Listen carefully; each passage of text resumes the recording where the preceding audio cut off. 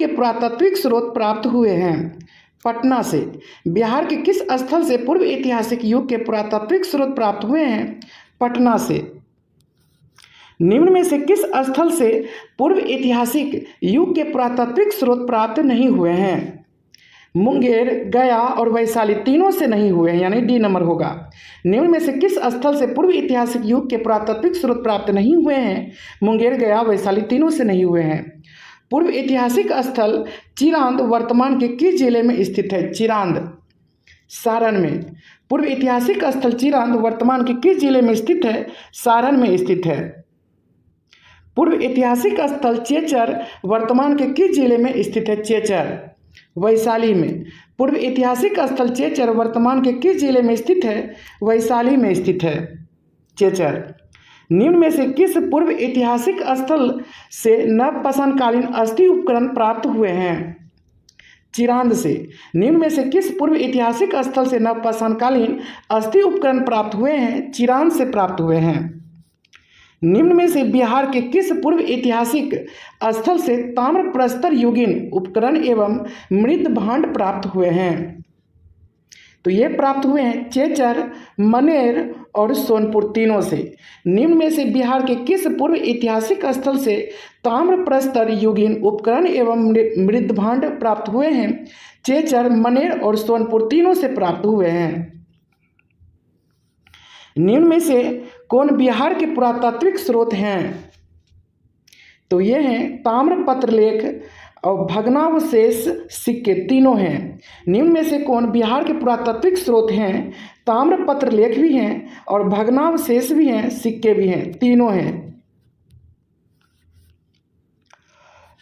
लौरिया अरेराज और लौरिया नंदनगढ़ का अभिलेख किस शासक से संबंधित है? अशोक से। लौरिया अरेराज, लौरिया नंदनगढ़ का अभिलेख किस शासक से संबंधित है? अशोक से संबंधित है। निम्न में से किस स्थल से स्तंभलेख प्राप्त हुए हैं? रामपुरवा से। निम्न में से किस स्थल से स्तंभलेख प्राप्त हुए हैं? रामपुरवा से। अशोककालीन डैश सासाराम की चंदनपीर पहाड़ी से प्राप्त हुए हैं? लघु शिलालेख। अशोककालीन लघु शिलालेख सासाराम की चंदनपीर पहाड़ी से प्राप्त हुए हैं, लघु शिलालेख। निम्न में से किस शासक के गुफालेख बराबर एवं नागा अर्जुनी पहाड़ी से प्राप्त हुए हैं? दशरथ। निम्न में से किस शासक के गुफालेख बराबर एवं नागा अर्जुनी पहाड़ी से प्राप्त हुए हैं? दशरथ। बिहार में पाए गए मौर्य अभिलेखों की भाषा डैश थी, क्या थी? प्राकृत थी। बिहार में पाए गए मौर्य अभिलेखों की भाषा क्या थी? प्राकृत थी। बिहार में पाए गए मौर्य अभिलेखों की लिपि क्या थी? ब्राह्मणी। बिहार में पाए गए मौर्य अभिलेखों की लिपि क्या थी? ब्राह्मणी थी। बिहार के किस स्थान से यक्ष प्रतिमा प्राप्त हुई है? पटना से। बिहार के किस स्थान से यक्ष प्रतिमा प्राप्त हुए हैं? पटना से। बिहार के डैश जिले के बसाड से महादेवी प्रभुदया के 2 अभिलेख प्राप्त हुए हैं? वैशाली से। बिहार के वैशाली जिले के बसाड से महादेवी प्रभुदया के 2 अभिलेख प्राप्त हुए हैं। निम्न में से किस स्थल से प्राप्त मुहर ध्रुव स्वामिनी से संबंधित है? बसाड। निम्न में से किस स्थल से प्राप्त मुहर ध्रुव स्वामिनी से संबंधित है? बसाड। ध्रुव स्वामिनी किस शासक की पत्नी मानी जाती है? चंद्रगुप्त द्वितीय। ध्रुव स्वामिनी किस शासक की पत्नी मानी जाती है? चंद्रगुप्त द्वितीय। बिहार से गुप्तकालीन अभिलेख किस भाषा में प्राप्त हुए हैं? संस्कृत। बिहार से गुप्तकालीन अभिलेख किस भाषा में प्राप्त हुए हैं? संस्कृत।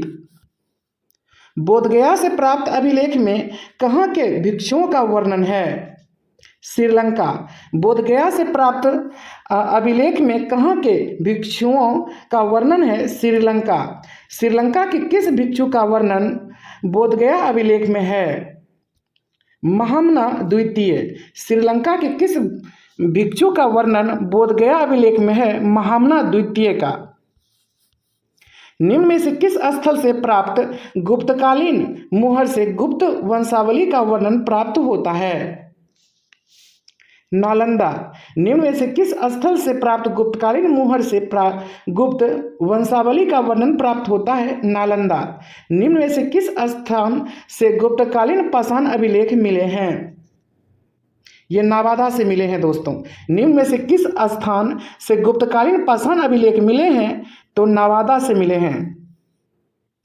उत्तर गुप्तकालीन वंश का संस्थापक किसे माना जाता है? कृष्णगुप्त को। उत्तर गुप्तकालीन वंश का संस्थापक किसे माना जाता है? कृष्णगुप्त को।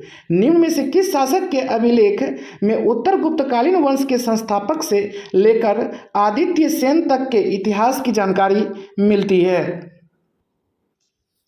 तो ये मिलती है आदित्य सेन। निम्न में से किस शासक के अभिलेख में उत्तर गुप्तकालीन वंश के संस्थापक से लेकर आदित्य सेन तक के इतिहास की जानकारी मिलती है? आदित्य सेन। निम्न में से किस जिले के बौंसी नामक स्थान में स्थित मंदार पहाड़ी से आदित्य सेन का अभिलेख प्राप्त हुआ है?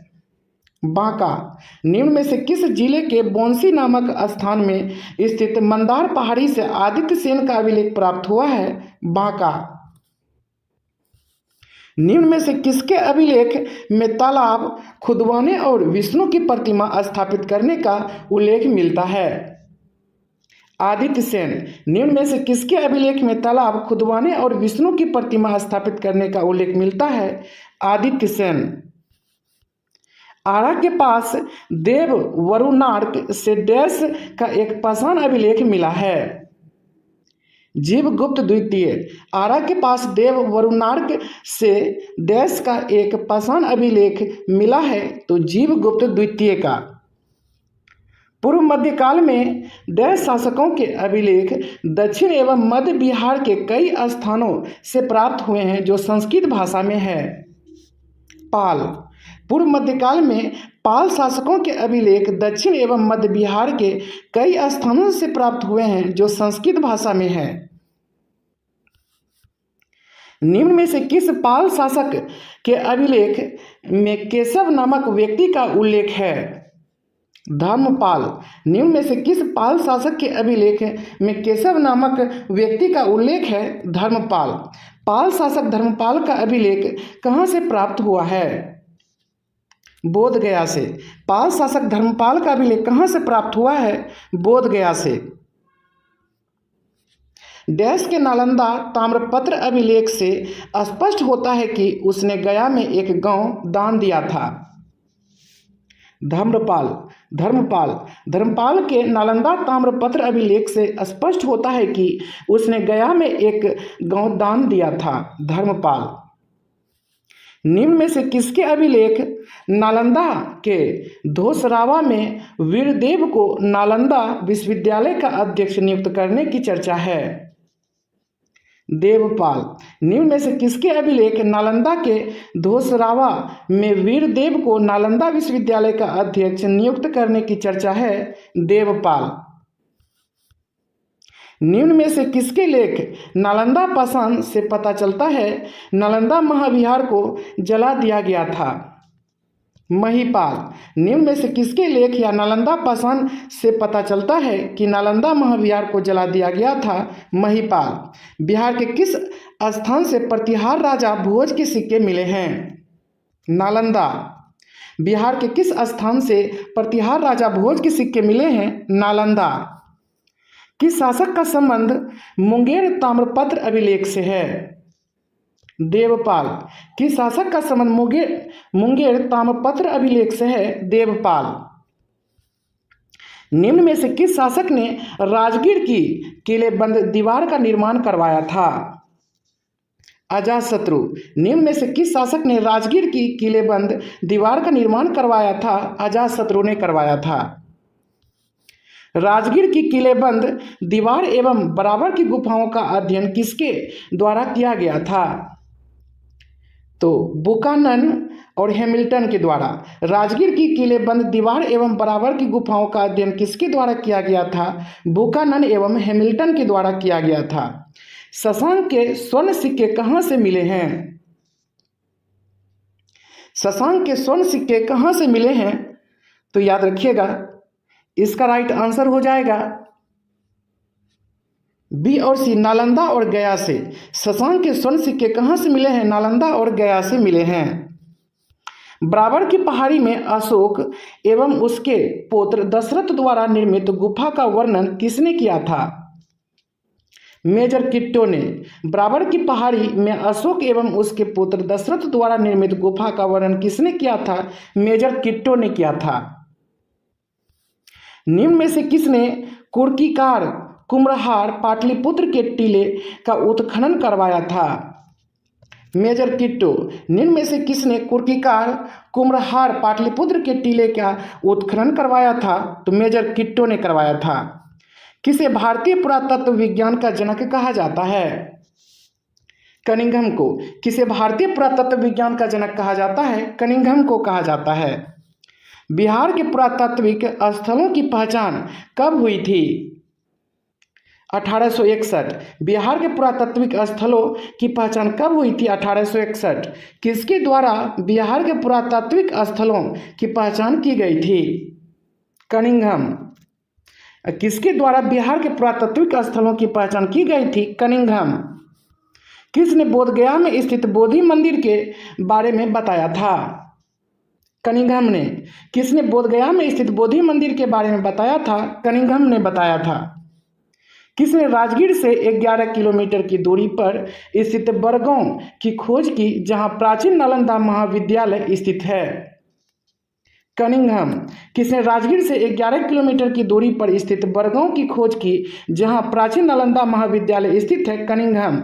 निम्न में से किस स्थान से कुमारगुप्त एवं स्कंदगुप्त का प्रसिद्ध पाषाण लेख मिला है? नालंदा। निम्न में से किस स्थान से कुमारगुप्त एवं स्कंदगुप्त का प्रसिद्ध पाषाण लेख मिला है? नालंदा।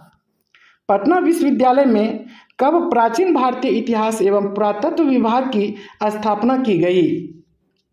1949। पटना विश्वविद्यालय में कब प्राचीन भारतीय इतिहास एवं पुरातत्व विभाग की स्थापना की गई? 1949 में। किसने 1950 में वैशाली एवं 1951 में कुम्हरार का उत्खनन करवाया था? तो ये करवाया था के देव और डॉक्टर अल्तेकर ने, दोनों ने। किसने 1950 में वैशाली एवं 1951 में कुम्हरार का उत्खनन करवाया था? के देव एवं डॉक्टर अल्तेकर ने। राज्य पुरातत्व निदेशालय की स्थापना कब हुई थी? 1962 में। राज्य पुरातत्व निदेशालय की स्थापना कब हुई थी? 1962 में। जातक कथाओं का संबंध किस धर्म से माना जाता है? बौद्ध से। जातक कथाओं का संबंध किस धर्म से माना जाता है? बौद्ध से। जातक कथाओं में स्वर्ण सिक्के हेतु किस शब्द का प्रयोग हुआ है? निष्क। जातक कथाओं में स्वर्ण सिक्के हेतु किस शब्द का प्रयोग हुआ है? निष्क। बिहार के किस क्षेत्र से प्राचीन स्वर्ण सिक्के प्राप्त हुए हैं? तो ये कहीं से प्राप्त नहीं हुए हैं दोस्तों।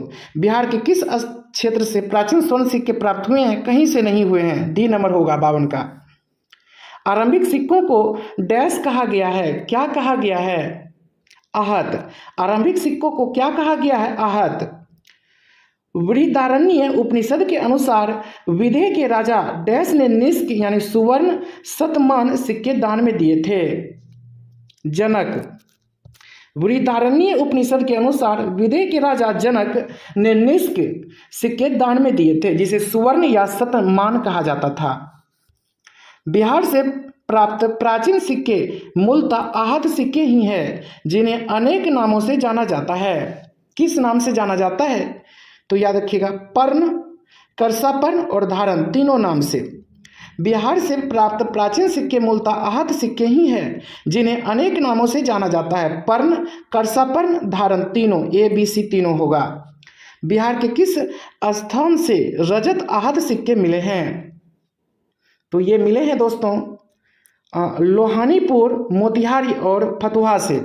बिहार के किस स्थान से रजत आहत सिक्के मिले हैं? लोहानीपुर, मोतिहारी और फतुहा से मिले हैं, यानी डी नंबर हो जाएगा। गुप्तकालीन बिहार में किस धातु के सिक्के प्रचलित थे?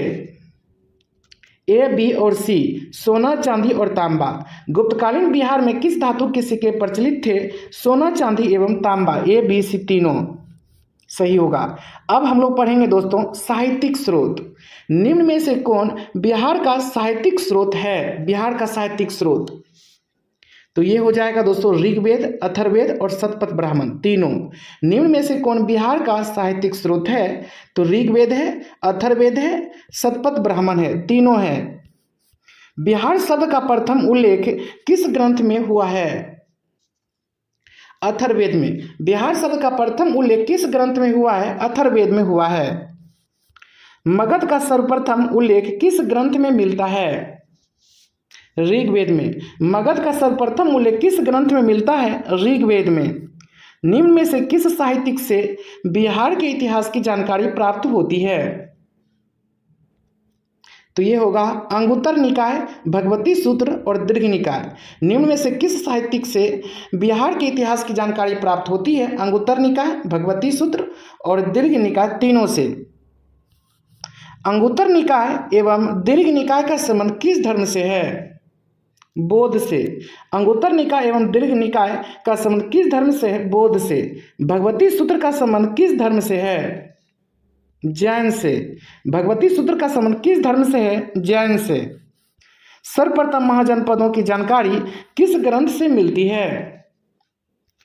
तो ये भगवती सूत्र और अंगुत्तर निकाय दोनों से। सर्वप्रथम महाजनपदों की जानकारी किस ग्रंथ से मिलती है? भगवती सूत्र और अंगुत्तर निकाय दोनों से मिलती है। महाजनपदों की कुल संख्या कितनी थी? 16। महाजनपदों की कुल संख्या कितनी थी? 16। बिहार में कुल कितने महाजनपद स्थित थे?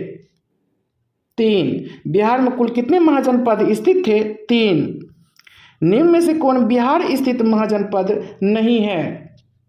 वत्स नहीं है, जबकि अंग, मगध और वज्जी है। निम्न में से कौन बिहार स्थित महाजनपद नहीं है? तो वत्स नहीं है, जबकि अंग, मगध और वज्जी है। तबकाते नासरी के लेखक कौन हैं? मिन्हास उस सिराज। तबकाते नासरी के लेखक कौन है? मिन्हास उस सिराज। निम्न में से कौन सी पुस्तक अब्बास खां सरवानी द्वारा लिखित है? तारीख-ए-शेरशाही। निम्न में से कौन सी पुस्तक अब्बास खां सरवानी द्वारा लिखित है?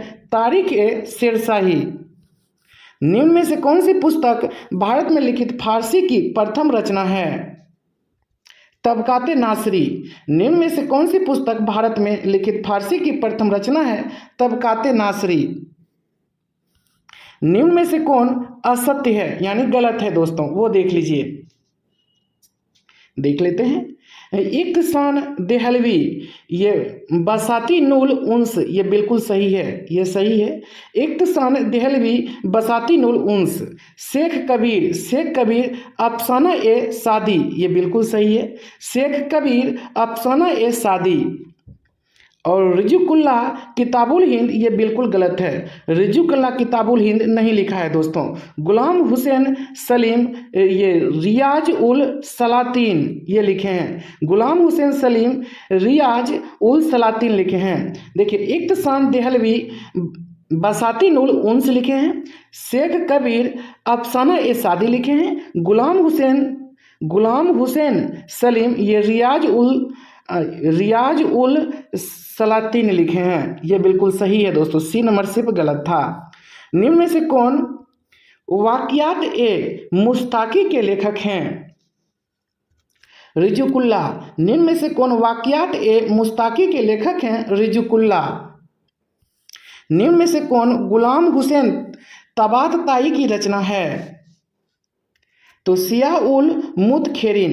निम्न में से कौन गुलाम हुसैन तबातताई की रचना है? सियाह उल मुतखरीन। कीर्तिलता एवं कीर्ति पताका के रचनाकार कौन हैं? विद्यापति। कीर्तिलता एवं कीर्ति पताका के रचनाकार कौन हैं? विद्यापति हैं। निम्न में से कौन ज्योतिरीश्वर की रचना है?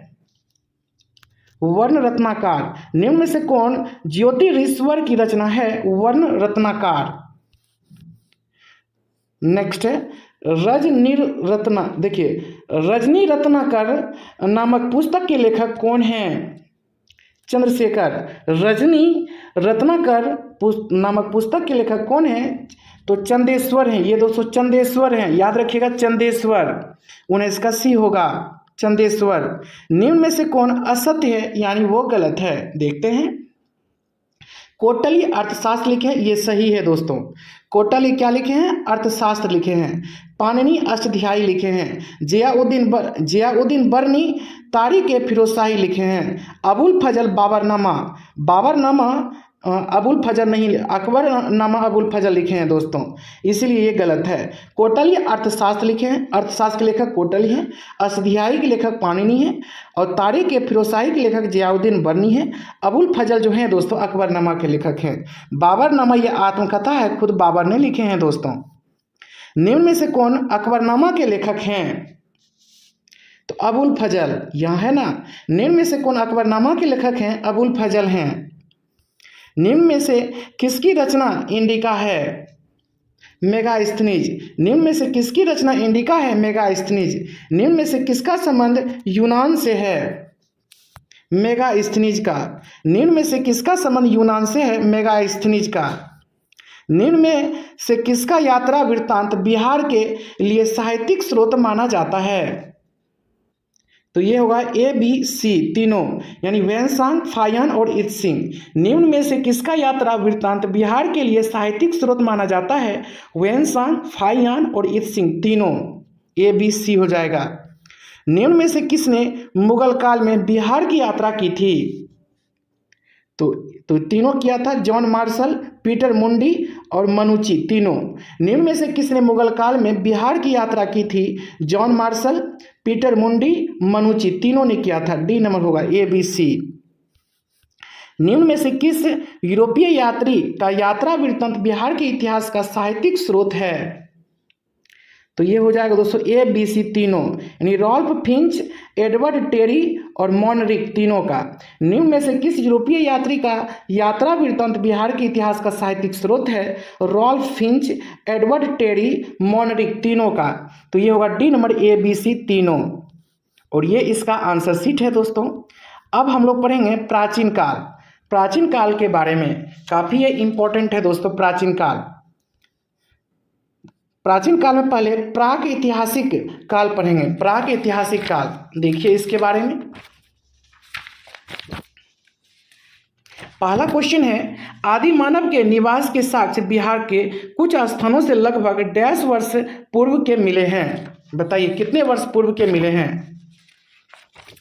तो इसका आंसर क्या हो जाएगा? तो इसका आंसर हो जाएगा दोस्तों, बोलिए, आदि मानव के निवास के साक्ष्य बिहार के कुछ स्थानों से लगभग डैश वर्ष पूर्व के मिले हैं।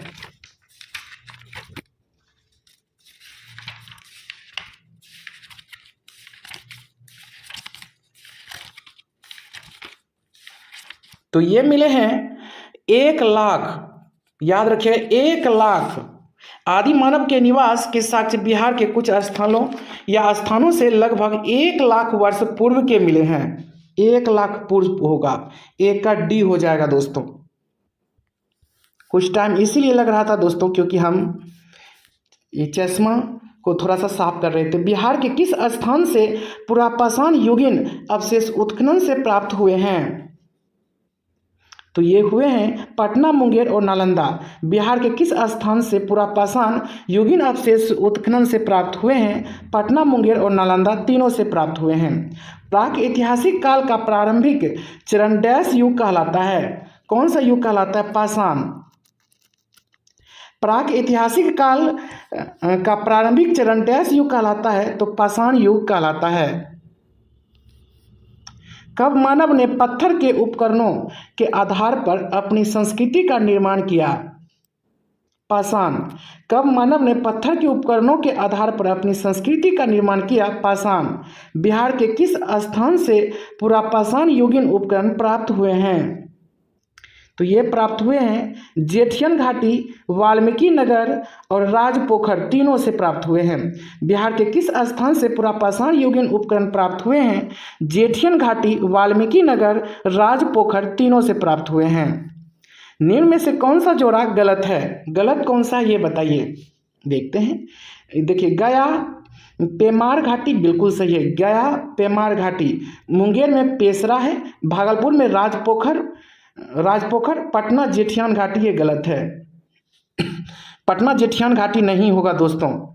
अभी जस्ट हम बताए थे बिहार के किस स्थान से पुरापाषाण युगीन उपकरण प्राप्त हुए हैं, तो ये सभी जगह से प्राप्त हुए हैं, जेठियान घाटी, वाल्मीकि नगर और राजपोखर। जबकि ये दोस्तों पेमार घाटी, गया में पेमार घाटी से, मुंगेर में पेशरा, भागलपुर में राजशेखर, पटना जेठियान घाटी नहीं होगा। जेठियान घाटी के बारे में आगे हम लोग देखेंगे, यही क्वेश्चन है। जेठियान घाटी पुरापाषाण कालीन स्थल वर्तमान के किस जिले में स्थित है?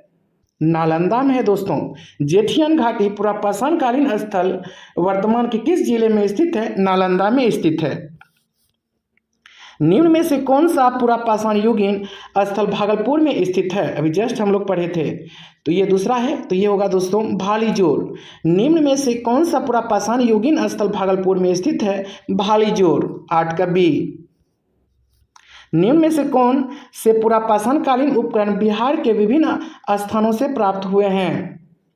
तो ये प्राप्त हुए हैं अस्क, स्क्रेपर और फलक। निम्न में से कौन से पुरापाषाण कालीन उपकरण बिहार के विभिन्न स्थानों से प्राप्त हुए हैं? अस्क, स्क्रेपर और फलक, डी नंबर हो जाएगा। पुरापाषाण काल में मानव की जीविका का प्रमुख स्रोत क्या था? क्या था दोस्तों? तो कंद मूल एकत्रित करना, शिकार, मछली पकड़ना। पुरापाषाण काल में मानव की जीविका का प्रमुख स्रोत क्या था?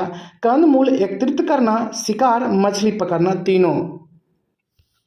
बिहार के किस स्थान से प्रागैतिहासिक मानव के 2 चट्टानी आवास के अवशेष प्राप्त हुए हैं? गया। बिहार के किस स्थान से प्रागैतिहासिक मानव के 2 चट्टानी आवास के अवशेष प्राप्त हुए हैं? गया। शेर घाटी प्रागैतिहासिक स्थान बिहार के किस जिले में स्थित है? गया में। शेर घाटी प्रागैतिहासिक स्थान बिहार के किस जिले में स्थित है? गया में। मनुष्य द्वारा कृषि कार्य कब प्रारंभ किया गया? कब प्रारंभ किया गया? नवपाषाण काल में दोस्तों। मनुष्य द्वारा कृषि कार्य कब प्रारंभ किया गया? नवपाषाण काल में। निम्न में से कौन बिहार का नवपाषाण कालीन स्थल है? तो कौन है? तो कुतुबपुर, मनेर और सेनुवार। निम्न में से कौन बिहार का नवपाषाण कालीन स्थल है? कुतुबपुर, मनेर और सेनुवार, तीनों हैं। निम्न में से कौन सत्य नहीं है, यानी वो गलत है? देखते हैं। वैशाली से चेचर सही है, रोहतास से सेनुवार, गया से ताराडीह और मुंगेर से केअर, ये गलत है। वैशाली से चेचर, रोहतास से सेनुवार, गया से ताराडीह और मुंगेर से केअर, ये गलत है, बाकी सब सही है। नवपाषाण कालीन स्थल चिरांद किस नदी के तट पर स्थित है? चिरांद, गंगा। नवपाषाण कालीन स्थल चिरांद किस नदी के तट पर स्थित है? गंगा। चिरांद का उत्खनन कब हुआ था? 1962 में। चिरांद का उत्खनन कब हुआ था? 1962 में। ताराडीह नवपाषाण कालीन स्थल गया जिले में किस नदी के तट पर स्थित है? कोसी। ताराडीह नवपाषाण कालीन स्थल गया जिले में किस नदी के तट पर स्थित है? कोसी। निम्न में से कौन नवपाषाण कालीन स्थल खुर्दा नदी के तट पर स्थित है? केअर। निम्न में से कौन नवपाषाण कालीन स्थल खुर्दा नदी के तट पर स्थित है? केअर। मानव ने पहली बार धातु के रूप में डैश का प्रयोग प्रारंभ किया? किसका प्रयोग प्रारंभ किया? तो इसका राइट आंसर हो जाएगा दोस्तों तांबा का, जिसका एटॉमिक नंबर होता है दोस्तों 29। कांसा ये कॉपर और टीन से बना है, पीतल, तांबा और जस्ता से। लोहा का एटॉमिक नंबर होता है 26 Fe का, तो ये होगा तांबा। मानव ने पहली बार किस धातु का प्रयोग किया था? तांबा का। बिहार में ताम्रपाषाण संस्कृति के प्रमाण कहाँ से प्राप्त हुए हैं? तो ये प्राप्त हुए हैं अरियप, सेनुवार और मनेर, तीनों से। बिहार में ताम्रपाषाण संस्कृति के प्रमाण कहाँ से प्राप्त हुए हैं? अरियप, सेनुवार, मनेर, तीनों से प्राप्त हुए हैं। 1050 ईसा पूर्व के आसपास गंगा घाटी में अंतरजीखेरा उत्तर प्रदेश से किस धातु के मिलने का प्रमाण मिलता है? लोहा। 1050 ईसा पूर्व के आसपास गंगा घाटी में अंतरजीखेरा उत्तर प्रदेश से किस धातु के मिलने का प्रमाण मिलता है? लोहा। लोह युग डैश युग का काल है? उत्तर वैदिक। लोह युग डैश युग का काल है? उत्तर वैदिक युग का काल है लोह युग। लोह युग का दूसरा चरण जो डैश का काल कहलाता है। उत्तरी काले मृदभांड। लोह युग का दूसरा चरण जो उत्तरी काले मृदभांड का काल कहलाता है। बिहार में पहली बार नगरीकरण का साक्ष्य कब मिलता है? लोह युग। बिहार में पहली बार नगरीकरण का साक्ष्य कब मिलता है? लोह युग से मिलता है। हड़प्पा सभ्यता का काल कब से कब तक माना जाता है? 2200 से 1700 ईसा पूर्व। हड़प्पा सभ्यता का काल कब से कब तक माना जाता है? 2200 से 1700 ईसा पूर्व। ऋग्वेद का काल कब से कब तक माना जाता है? 1500 से 1000 ईसा पूर्व। ऋग्वेद का काल कब से कब तक माना जाता है? 1500 से 1000 ईसा पूर्व। आर्य संस्कृति का गंगा घाटी में विस्तार कब से कब तक हुआ था? 1000 से 600 ईसा पूर्व। आर्य संस्कृति का गंगा घाटी में विस्तार कब से कब तक हुआ था? 1000 से 600 ईसा पूर्व। शतपथ ब्राह्मण में गंडक के मैदानी क्षेत्र विदेह में आर्यों के बसने का उल्लेख कब का मिलता है? 800 ईसा पूर्व। शतपथ ब्राह्मण में गंडक के मैदानी क्षेत्र विदेह में आर्यों के बसने का उल्लेख कब का मिलता है? 800 ईसा पूर्व। उत्तर वैदिक का कालक्रम कब माना जाता है? 1000 से 600 ईसा पूर्व। उत्तर वैदिक का कालक्रम कब माना जाता है? 1000 से 600 ईसा पूर्व। निम्न में से कौन सबसे प्राचीन एवं सबसे बड़ा ब्राह्मण ग्रंथ है? शतपथ ब्राह्मण। निम्न में से कौन सबसे प्राचीन एवं सबसे बड़ा ब्राह्मण ग्रंथ है? शतपथ ब्राह्मण है। निम्न में से किसके रचयिता याज्ञवल्क्य है? याज्ञवल्क्य है शतपथ ब्राह्मण का। निम्न में से किसके रचयिता याज्ञवल्क्य है? शतपथ ब्राह्मण। निम्न में से किस साहित्यिक स्रोत के अनुसार आर्यों ने सर्वप्रथम उत्तर पश्चिम भारत में प्रवेश किया? शतपथ ब्राह्मण। निम्न में से किस साहित्यिक स्रोत के अनुसार आर्यों ने सर्वप्रथम उत्तर पश्चिम भारत में प्रवेश किया? शतपथ ब्राह्मण। आर्यों द्वारा किस नदी के तट पर बड़े बड़े यज्ञों एवं कर्मकांडों का आयोजन किया जाता था? सरस्वती। आर्यों द्वारा किस नदी के तट पर बड़े बड़े यज्ञों एवं कर्मकांडों का आयोजन किया जाता था? सरस्वती। निम्न में से किसकी कहानी शतपथ ब्राह्मण में मिलती है? तो माधव विदेह और गौतम राहुगण। निम्न में से किसकी कहानी शतपथ ब्राह्मण में मिलती है? माधव विदेह और गौतम राहुगण, यानी दोनों का डी, बी और सी हो जाएगा डी नंबर। निम्न में से किसके द्वारा आर्य संस्कृति का विस्तार उत्तर बिहार तक किया गया? माधव विदेह। निम्न में से किसके द्वारा आर्य संस्कृति का विस्तार उत्तर बिहार तक किया गया? माधव विदेह। निम्न में से किस नदी को सदानीरा कहा जाता है? गंडक। निम्न में से किस नदी को सदानीरा कहा जाता है? गंडक। आर्यों के मिथिला विदेह क्षेत्र में विस्तार एवं बसने का प्रमाण डैश से मिलता है? शतपथ ब्राह्मण। आर्यों के मिथिला विदेह क्षेत्र में विस्तार एवं बसने का प्रमाण डैश से मिलता है? शतपथ ब्राह्मण। निम्न में से कहाँ के राजा दार्शनिक एवं विद्वान थे जिन्होंने उपनिषदों की रचना करवाई थी? विदेह। निम्न में से कहाँ के राजा दार्शनिक एवं विद्वान थे जिन्होंने उपनिषदों की रचना करवाई थी? विदेह। प्राचीन बिहार में सामाजिक एवं धार्मिक सुधार आंदोलन के बारे में अब हम लोग पढ़ेंगे दोस्तों। काफ़ी ये इम्पोर्टेंट है और काफ़ी लॉन्ग है ये दोस्तों। इसमें कुल मिला के 200 क्वेश्चन है। कितनी है? 200 क्वेश्चन है। तो चलिए 210, चलिए पढ़ते हैं हम लोग। प्राचीन बिहार में सामाजिक एवं धार्मिक सुधार आंदोलन में पहले हम लोग बौद्ध धर्म के बारे में पढ़ेंगे।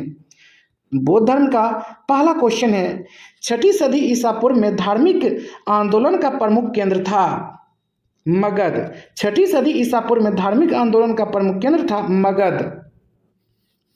निम्न में से किस वेद में वन व्यवस्था की चर्चा मिलती है?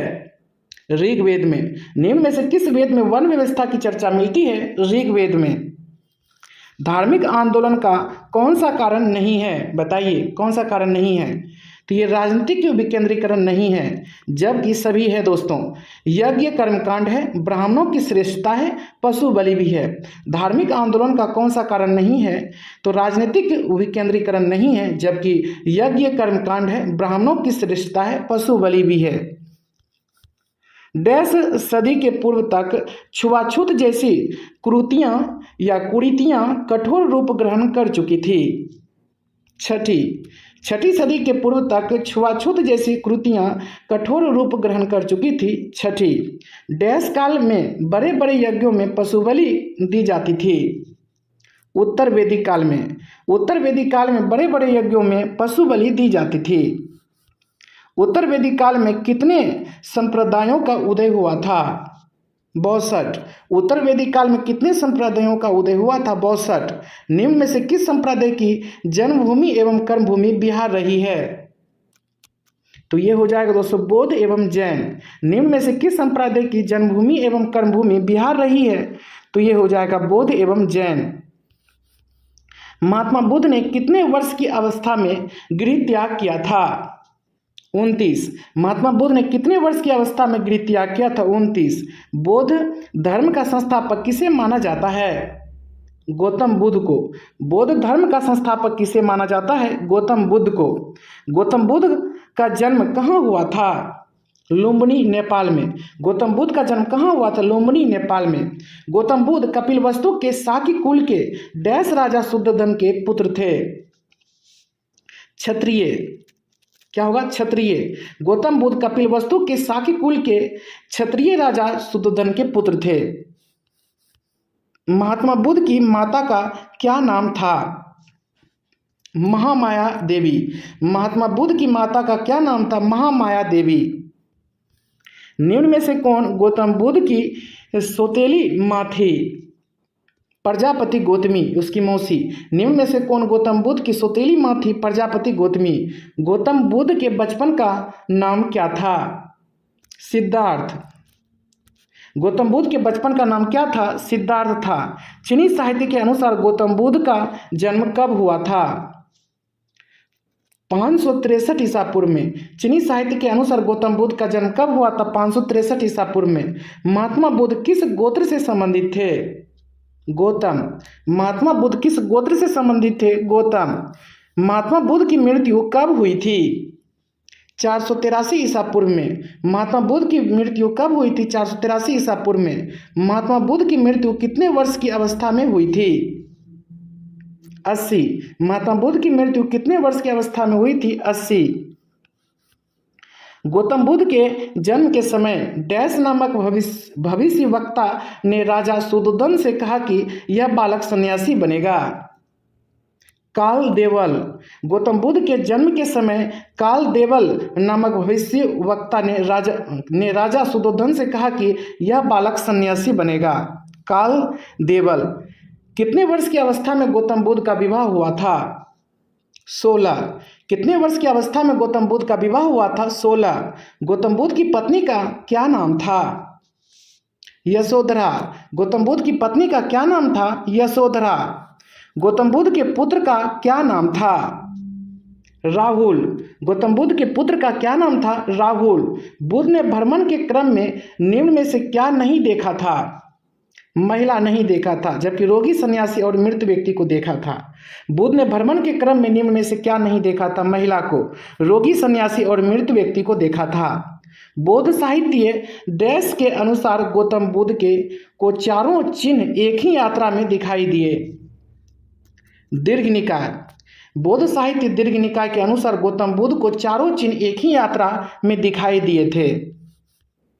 गौतम बुद्ध के गृह त्याग को किस नाम से जाना जाता है? महाभिनिष्क्रमण। गौतम बुद्ध के गृह त्याग को किस नाम से जाना जाता है? महाभिनिष्क्रमण। गौतम बुद्ध के अश्व का क्या नाम था?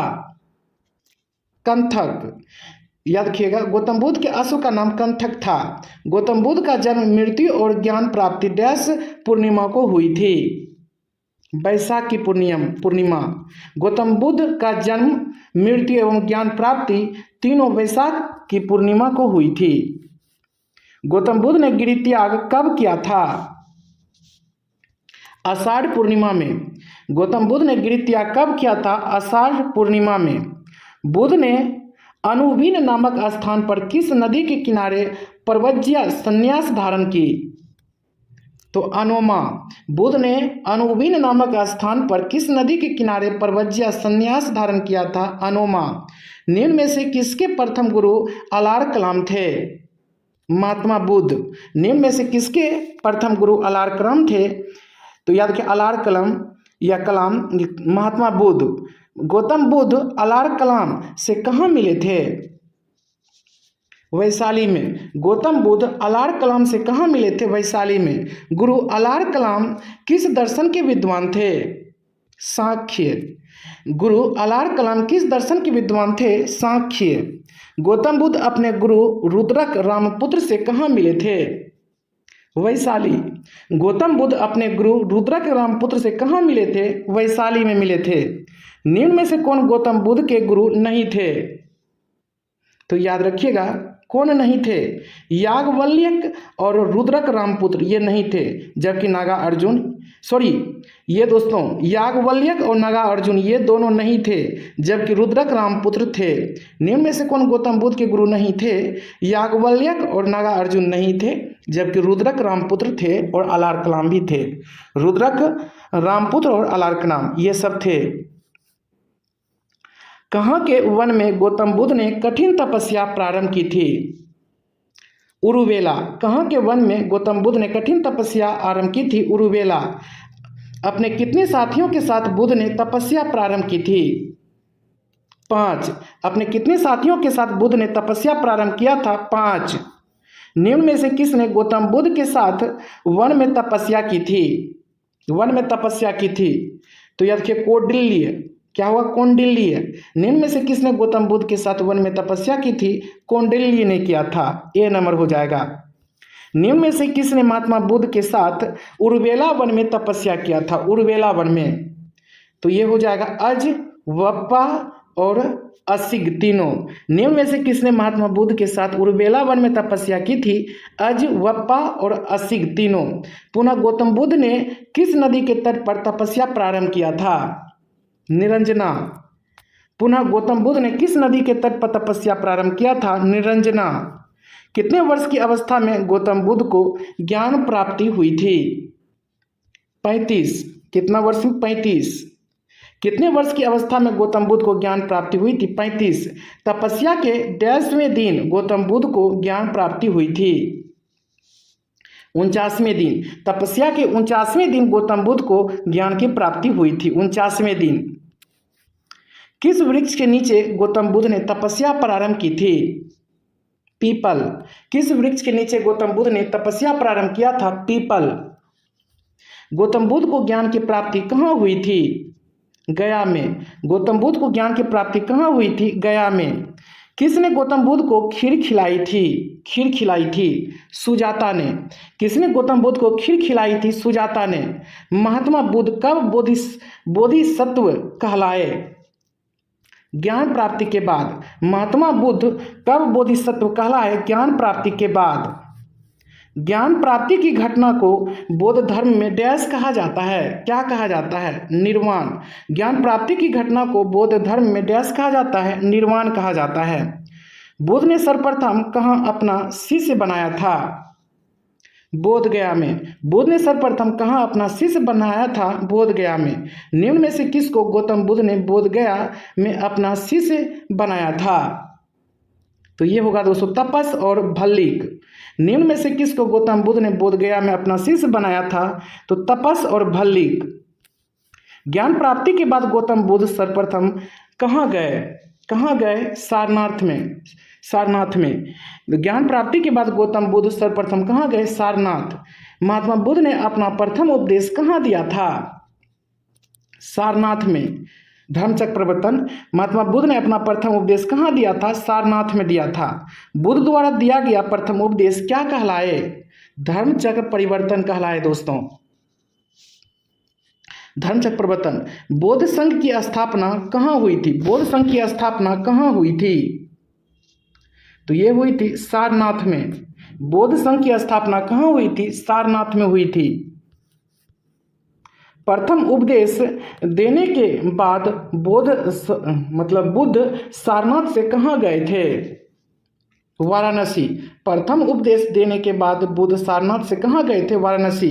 वाराणसी में महात्मा बुद्ध किसके घर रुके थे? तो याद रखिएगा श्रेष्ठी पुत्र के घर। श्रेष्ठी पुत्र के घर। वाराणसी में महात्मा बुद्ध किसके घर रुके थे? श्रेष्ठी पुत्र के घर रुके थे। किस शासक ने गौतम बुद्ध को वेणुवन विहार दान में दिया? बिम्बिसार। किस शासक ने गौतम बुद्ध को वेणुवन विहार दान में दिया? बिम्बिसार। निम्न में से कौन गौतम बुद्ध का शिष्य नहीं था? जम्बूत नहीं था दोस्तों। उपाली, सारिपुत्र और मोदगल्यान ये सभी था, जबकि जम्बूत नहीं था। निम्न में से कौन गौतम बुद्ध का शिष्य नहीं था? जम्बूत नहीं था। उपाली था, सारिपुत्र भी था और मोदगल्यायन भी था। सारिपुत्र एवं उपाली गौतम बुद्ध के शिष्य कहाँ बने थे? राजगिरी में। सारिपुत्र एवं उपाली गौतम बुद्ध के शिष्य कहाँ बने थे? राजगिरी में बने थे। बौद्ध संघ में शामिल होने वाली प्रथम स्त्री कौन थी? प्रजापति गौतमी। बौद्ध संघ में शामिल होने वाली प्रथम स्त्री कौन थी? प्रजापति गौतमी। किसके कहने पर गौतम बुद्ध ने स्त्रियों को बौद्ध संघ में शामिल किया? आनंद। किसके कहने पर गौतम बुद्ध ने स्त्रियों को बौद्ध संघ में शामिल किया? आनंद। स्त्रियों के बौद्ध संघ में शामिल होने पर किसने कहा था कि जो बौद्ध धर्म 1000 वर्षों तक चलता अब वह 500 वर्ष में ही समाप्त हो जाएगा? गौतम बुद्ध ने कहा था। स्त्रियों के बौद्ध संघ में शामिल होने पर किसने कहा था कि जो बौद्ध धर्म 1000 वर्षों तक चलता वह अब 500 वर्षों में ही समाप्त हो जाएगा? गौतम बुद्ध ने कहा था। निम्न में से कौन गौतम बुद्ध का चचेरा भाई था? चचेरा भाई देवदत्त। निम्न में से कौन गौतम बुद्ध का चचेरा भाई था? देवदत्त। देवदत्त कहाँ गौतम बुद्ध का शिष्य बना था? लुम्बिनी में। देवदत्त कहाँ गौतम बुद्ध का शिष्य बना था? लुम्बिनी में। ज्ञान प्राप्ति के कितने वर्ष बाद गौतम बुद्ध वैशाली पहुंचे? 8। ज्ञान प्राप्ति के कितने वर्ष बाद गौतम बुद्ध वैशाली पहुंचे? 8। कहाँ के शासक ने गौतम बुद्ध को कुंड, ये देखिए क्या नाम है दोस्तों, कुटर्णशाला नामक विहार दान में दिया था? तो ये हो जाएगा 64 का डी नंबर, यानी लिच्छवी। कहाँ के शासक ने गौतम बुद्ध को कुटर्णशाला नामक विहार दान में दिया था? लिच्छवी। कहाँ की नगर वधु गौतम बुद्ध की शिष्या बनी? बताइए क्या होगा इसका राइट आंसर? तो इसका राइट आंसर हो जाएगा दोस्तों 65 का बी नंबर, वैशाली। कहाँ की नगर वधु गौतम बुद्ध की शिष्या बनी? वैशाली। वैशाली की नगर वधु का क्या नाम था? क्या नाम था? आम्रपाली। वैशाली की नगर वधु का क्या नाम था? आम्रपाली। डैश के शासक की पत्नी बुद्ध की शिष्या बनी थी? मगध। मगध के शासक की पत्नी बुद्ध की शिष्या बनी थी। मगध के शासक बिम्बिसार की पत्नी का क्या नाम था?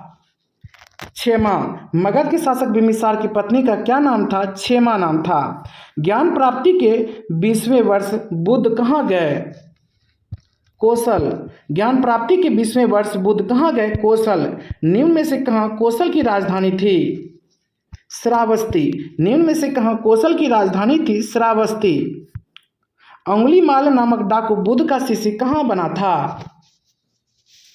श्रावस्ती में। अंगुलीमाल नामक डाकू बुद्ध का शिष्य कहाँ बना था? श्रावस्ती में। बुद्ध ने अपने जीवन में सर्वाधिक उपदेश कहाँ दिए थे? श्रावस्ती में। बुद्ध ने अपने जीवन में सर्वाधिक उपदेश कहाँ दिए थे? श्रावस्ती में दिए थे। बुद्ध की मृत्यु कहाँ हुई थी? कुशीनगर या कुशीनारा में। बुद्ध की मृत्यु कहाँ हुई थी? कुशीनगर में। डैश का मांस खाने से बुद्ध को उदर विकार हुआ जिससे बुद्ध की मृत्यु हो गई? सुअर। सुअर का मांस खाने से बुद्ध को उदर विकार हुआ जिससे बुद्ध की मृत्यु हो गई थी। बुद्ध की मृत्यु की घटना को डैश कहते हैं? क्या कहते हैं? महापरिनिर्वाण। बुद्ध की मृत्यु की घटना को महापरिनिर्वाण कहते हैं। बुद्ध की मृत्यु के बाद बौद्ध धर्म का मार्गदर्शक कौन बना? आनंद। बुद्ध की मृत्यु के बाद बौद्ध धर्म का मार्गदर्शक कौन बना था? आनंद बना था। निम्न में से किसका अंतिम वाक्य अप दीपो भव था? अप दीपो भव था। गौतम बुद्ध। निम्न में से किसका अंतिम वाक्य अप दीपो भव था? गौतम बुद्ध। बुध के अस्थि अवशेषों को कितने भागों में बांटा गया? 8। बुध के अस्थि अवशेषों को कितने भागों में बांटा गया? 8। बुध के अस्थि अवशेष प्राप्त कर उस पर डैश का निर्माण कराया गया? तो स्तूप का। बुध के अस्थि अवशेष प्राप्त कर उस पर स्तूप का निर्माण कराया गया। कोई भी व्यक्ति डैश की आज्ञा के बिना संघ में प्रवेश नहीं कर सकता था? माता पिता। कोई भी व्यक्ति माता पिता की आज्ञा के बिना संघ में प्रवेश नहीं कर सकता था। निम्न में से कहाँ बुध के अस्थि अवशेषों पर स्तूप का निर्माण नहीं हुआ था? विदेह में, जबकि पावा और पिप्पिलीवन में हुआ था, रामग्रह में भी हुआ था। निम्न में से कहाँ बुध के अस्थि अवशेषों पर स्तूप का निर्माण नहीं हुआ था? विदेह में, जबकि पावा में हुआ था और पिप्पलीवन में भी हुआ था, रामग्राम में भी हुआ था। निम्न में से कौन बौद्ध धर्म का अनुयायी नहीं था? उदयन नहीं था, बिम्बिसार था, प्रसेनजित था, अजातशत्रु था। निम्न में से कौन बौद्ध धर्म का अनुयायी नहीं था? उदयन, जबकि बिम्बिसार, प्रसेनजित और अजातशत्रु था। निम्न में से कौन महात्मा बुद्ध का शिष्य था? महात्मा बुद्ध का शिष्य जीवक, महाकश्यप और सुनीत तीनों था। निम्न में से कौन महात्मा बुद्ध का शिष्य था? जीवक, महाकश्यप और सुनीत तीनों था। निम्न में से कौन स्त्री बौद्ध धर्मानुयायी नहीं थी? प्रियदर्शना। निम्न में से कौन स्त्री बौद्ध धर्मानुयायी नहीं थी? प्रियदर्शना। गौतम बुद्ध ने कितने आर्य सत्यों का प्रतिपादन किया था? 4। गौतम बुद्ध ने कितने आर्य सत्यों का प्रतिपादन किया था? 4। अष्टांगिक मार्ग किस धर्म से संबंधित है? बौद्ध। अष्टांगिक मार्ग किस धर्म से संबंधित है? बौद्ध। निम्न में से कौन से अष्टांगिक मार्ग के अंतर्गत आते हैं? तो वो आते हैं दोस्तों सभी। सम्यक दृष्टि, सम्यक आजीव, सम्यक व्यायाम। निम्न में से कौन अष्टांगिक मार्ग के अंतर्गत आते हैं? सम्यक दृष्टि, सम्यक आजीव और सम्यक व्यायाम तीनों आते हैं दोस्तों। निम्न में से कौन अष्टांगिक मार्ग के अंतर्गत नहीं आता है? कौन नहीं आता है? सम्यक ज्ञान नहीं आता है। निम्न में से कौन अष्टांगिक मार्ग के अंतर्गत नहीं आता? सम्यक ज्ञान। सम्यक स्मृति आता, सम्यक समाधि भी आता, सम्यक कर्मांत भी आता है। 88 का ए नंबर होगा। निम्न में से कौन अष्टांगिक मार्ग के अंतर्गत नहीं आता है? सम्यक ज्ञान नहीं आता है, सम्यक स्मृति आता है, सम्यक समाधि भी आता है, सम्यक कर्मांत भी आता है। बौद्ध धर्म में अष्टांगिक मार्ग पर चलने के लिए एवं जीवन में नैतिक आचरण करने के लिए कितने शील बताए गए हैं? 10। बौद्ध धर्म में अष्टांगिक मार्ग पर चलने के लिए एवं जीवन में नैतिक आचरण करने के लिए कितने शील बताए गए हैं? 10। निम्न में से कौन बौद्ध धर्म के 10 शीलों में शामिल है? तो वो है सत्य, अहिंसा, व्यभिचार नहीं करना। निम्न में से कौन बौद्ध धर्म के 10 शीलों में शामिल है? सत्य, अहिंसा, व्यभिचार नहीं करना तीनों। निम्न में से कौन बौद्ध धर्म के 10 शीलों में शामिल नहीं है? तो ये संन्यास नहीं है, जबकि असत्य है और अपरिग्रह भी है, ब्रह्मचर्य भी है, संन्यास नहीं है दोस्तों। निम्न में से कौन बौद्ध धर्म के 10 शीलों में शामिल नहीं है? संन्यास, जबकि असत्य है, अपरिग्रह है और ब्रह्मचर्य भी है। बौद्ध धर्म में दुख के कारणों को डैश कहा गया है? क्या कहा गया है? तो प्रतित्य समुत्पाद। बौद्ध धर्म में दुख के कारणों को प्रतित्य समुत्पाद कहा गया है। प्रतित्य समुत्पाद में कितने चक्र हैं? 12। प्रतित्य समुत्पाद में कितने चक्र हैं? 12। बौद्ध धर्म डैश धर्म है? अनीश्वरवादी। बौद्ध धर्म अनीश्वरवादी धर्म है दोस्तों। बौद्ध धर्मावलंबी किसमें विश्वास नहीं करते? आत्मा में। बौद्ध धर्मावलंबी किसमें विश्वास नहीं करते? आत्मा में विश्वास नहीं करते, पुनर्जन्म और कर्म पर करते हैं। निम्न में से किस शासक ने बौद्ध धर्म को संरक्षण दिया था? तो अशोक, कनिष्क और हर्षवर्धन तीनों ने दिया था। निम्न में से किस शासक ने बौद्ध धर्म को संरक्षण दिया था? अशोक, कनिष्क और हर्षवर्धन तीनों ने दिया था। निम्न में से किस देश में बौद्ध धर्म का प्रसार हुआ था? श्रीलंका, चीन और तिब्बत तीनों में। निम्न में से किस देश में बौद्ध धर्म का प्रसार हुआ था? श्रीलंका, चीन और तिब्बत तीनों में हुआ था। भारत में बौद्ध धर्म की सफलता के कारण क्या थे? जनवादी होना, पाली भाषा का प्रयोग, मध्यम मार्गी धर्म। भारत में बौद्ध धर्म की सफलता का कारण क्या था? जनवादी होना, पाली भाषा का प्रयोग, मध्यम मार्गी धर्म। निम्न में से किस व्यक्ति का बौद्ध संघ में प्रवेश वर्जित था? तो यह देखिए ऋणी, सैनिक, रोगी, तीनों का। निम्न में से किस व्यक्ति का बौद्ध संघ में प्रवेश वर्जित था? ऋणी, सैनिक और रोगी, तीनों का। निम्न में से कौन बौद्ध संघ में प्रवेश नहीं कर सकता था? कौन नहीं कर सकता था? चोर, हत्यारा, राजा का सेवक। निम्न में से कौन बौद्ध संघ में प्रवेश नहीं कर सकता था? चोर, हत्यारा और राजा का सेवक। निम्न में से किस शासक ने बौद्ध धर्म की महायान शाखा को संरक्षण दिया? कनिष्क, हर्षवर्धन और पाल शासक। निम्न में से किस शासक ने बौद्ध धर्म की महायान शाखा को संरक्षण दिया? कनिष्क, हर्षवर्धन, पाल शासक तीनों ने दिया। निम्न में से कौन बौद्ध शिक्षा का केंद्र था? नालंदा, ओदंतपुरी, विक्रमशिला। निम्न में से कौन बौद्ध शिक्षा का केंद्र था? नालंदा, ओदंतपुरी, विक्रमशिला तीनों था। निम्न में से कौन बौद्ध धर्म के पतन का सबसे प्रमुख कारण नहीं था?